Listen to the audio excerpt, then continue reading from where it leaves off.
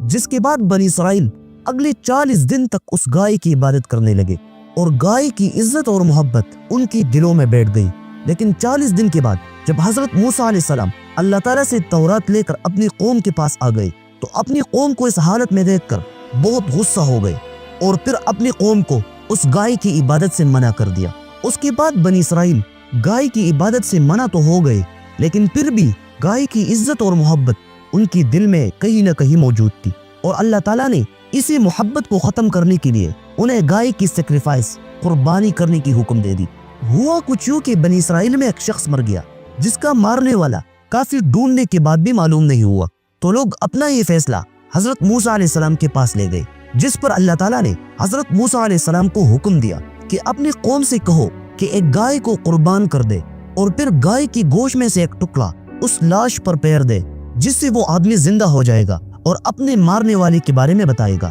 لیکن جیسا کہ میں نے آپ کو بتایا کہ وہ گائے کی عزت کرتے تھے اور گائے کی محبت ان کی دلوں میں تھی، اس لیے وہ کویسچن پہ کویسچن کرنے لگے کہ وہ کیسی ہوگی، اس کا رنگ کیسا ہوگا، وہ کام کرے گی یا نہیں کرے گی۔ خیر، اللہ تعالیٰ نے ان کے سارے سوالوں کا جواب دے دیا، لیکن بنی اسرائیل کی انہی کویسچنز کی وجہ سے انہوں نے خود پر ایک آسان کام مشکل کر دیا، کیونکہ پھر گائے کی جو کوالٹیز اللہ تعالیٰ نے انہیں بتائی ویسی گائے بہت کم اور بہت زیادہ ایکسپینسیو ہوتی تھی، جو پھر بعد میں بنی اسرائیل کو بڑی مشکل سے مل گئی۔